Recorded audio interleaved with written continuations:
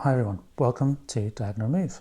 My name is Neil and the coffee table in front of me today is unusually empty, and that's because today is something slightly different. The channel had its first birthday the other day, and it is time, I think, to firstly say thank you to everyone who's watched the videos, who's read the interview, the designer interviews and the various articles on the website. People who have cross-posted and published the things that I have created over the past 12 months. So thank you all for that. That's really, really appreciated. But what I thought I would do is have a think about where to go next.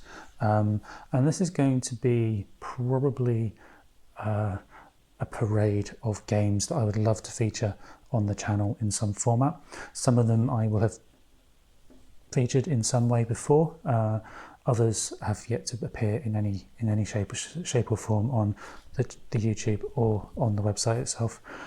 So a parade of games then, and I'm actually realised that I have so many games that I would like to feature on the channel that I'm going to have to split it into two.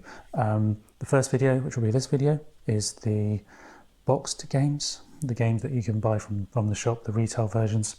The second video, which I will post in a day or two, is going to be the print and play games, the ones that I'm working on, the ones that I haven't shown yet. So without any more talking from me, let's have a quick look at some of the games that I'd really like to show. And we're going to start with some games that I have shown in some capacity on the channel, but they are part of my shelf of shame because all I have really done is do unboxing videos and things like that with them, and there's not been anything else.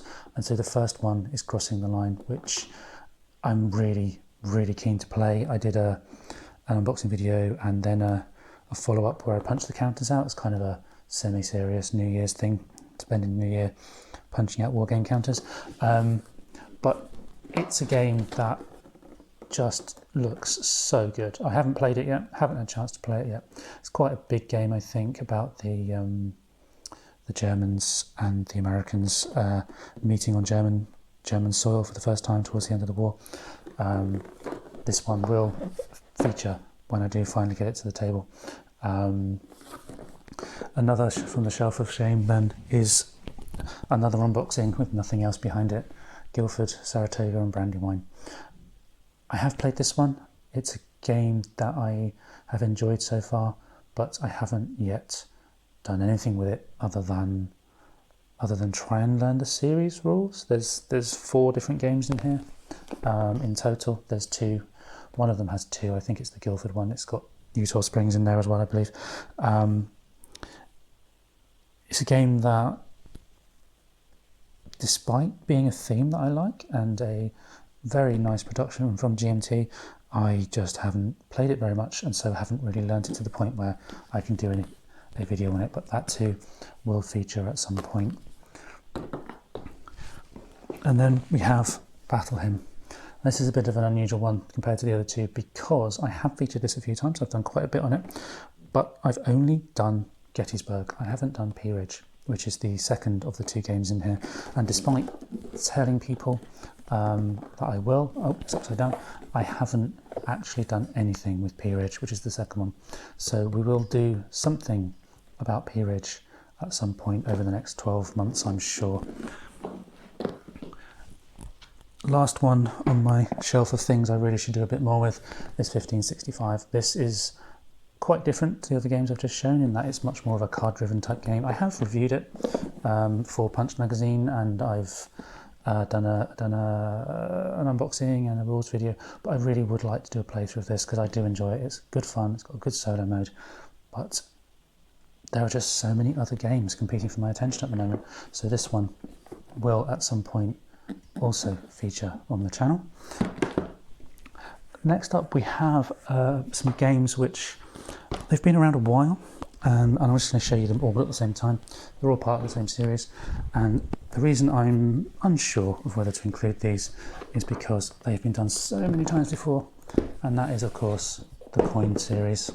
We have Fire in the Lake, Cuba Libre and Falling Sky. This is my small coin collection. There is an interview with Volko Runke over on the website. He was kind enough to do quite a long interview with me in the middle of last year. But the question, of course, is, does the world need any more videos about Coin? I'm sure most people watching this video would have had some exposure to Coin before. Do we need any more? I don't know. I'll let you answer that question. Let me know if you would like me to do anything on Coin. Very popular series, very enjoyable trio of games I have there. Like I said, do we need any more videos on Coin? Not sure. Moving on to a slightly older game now. A game that I do like very much, but I have yet to do anything on. It's Navajo Wars. It's the first of a small series of games set in the American Native nations during various points in their history. It's a wonderful solo game in which you take a family of Native Americans through several centuries worth of history as the Americans and the Spanish and the Mexicans all vie for control over the native people's lands. Wonderful game, quite complex. It takes a while to fully get your head around, I suppose, but it's a great game. Some fantastic components again. Love to do one on that, but it is quite, again, it's a slightly older game, so don't know. There's probably a lot of content out there about it already. I'm not sure. Sticking with the older game theme, we have Conquest of Paradise. Moving slightly away from the war games now, we have a 4X game in the South Pacific in 500 AD, as it says. Wonderful game with a really fun solo mode. Fantastic components again. It's one of those rare 4X style games that's set not in space, which is always good. A terrible amount of reflection on there, but the board, you fill in these spaces on the board with islands, and you explore the islands and eventually come into conflict with your fellow people of the South Pacific. Another wonderful game. I would love to do something on, but it has been around a good few years now. Even that second edition is probably the best part of 6 years old now. Of course, the game originally was released nearer 20 years ago. And probably finally, for the strictly speaking historical games, we do have Cataclysm. Not necessarily a strict historical game, because obviously it is an alternative history of the Second World War, but this is such a good game. It's amazing, truly amazing game. You take the side of one of the ideologies in the Second World War, the fascist democracy, or the communists, and then you retell that history of the Second World War. And when you play the full game, you go right away from the early 30s through to potentially the late 1940s, after the end of the actual war itself. And you have there's a political element, an economic element, a grand strategic combat element. The full game itself does not fit even close on this coffee table. It's a very large game, but it is a fantastic game. Truly great game. I love that one, and I'd love to do something on it. The question is, what do I do and where do I find the time? Suggestions on a postcard for that one. Moving away from the kind of the war themes, really, to an extent, we have Wendake.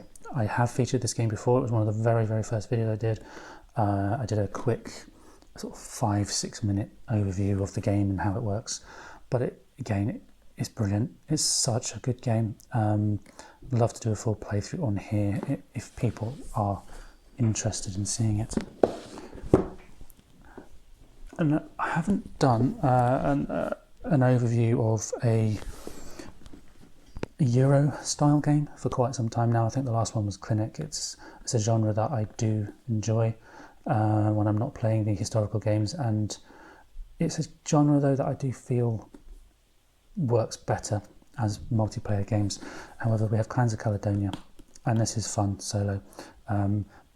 similar weight, shall we say, into Wenderke, but in this one, rather than leading a family of the peoples in northern United States, you lead some Scottish clans as they prosper economically during some period of Scottish history, 19th century Scotland. Very, very Euro style game, but it's a great one. It's a really good game. And then we have a game off into the realms of fantasy. I have done a review of this game, I think it was, or over on the website, text review that is, Cards of Cthulhu. You cannot get this one anymore. I believe DVG Games no longer hold the rights to it, was I believe what I heard. I'm not sure, to be honest. Really, really fun tower defense style solo game. It's a shame this one isn't better known. So if there's an audience for it, I'd love to do a playthrough on this if it's the sort of thing people would like to see. But of course, as I said, this one is not actually available anymore, at least not here in the UK. So more or less done with this particular video, but completely left field then. We have these roleplay books which I bought earlier in the year and have yet to play, but these are perhaps something slightly different. We have I think it's called the Micro Chapbook RPG system, dungeon crawly type stuff, and then we have Quill, which is a non-dungeon crawly RPG system.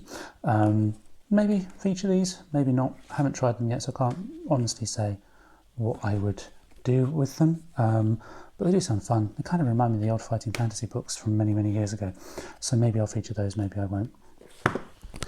The print and play stuff is to come. There's many print and play games that I have in the pipeline to show you, to make, which I'll show you on another video. But if there's anything here that you particularly would like to see featured on the channel in a bit more detail, do post a note in the comments and I will get to it eventually. Aiming to do at least the ones that I haven't done anything on other than an unboxing some point over the next 2-3 months. So any thoughts, do let me know. In the meantime, thank you once again for supporting the channel over the last year. It's been a very interesting experience, shall we say, and hopefully I will see you next time.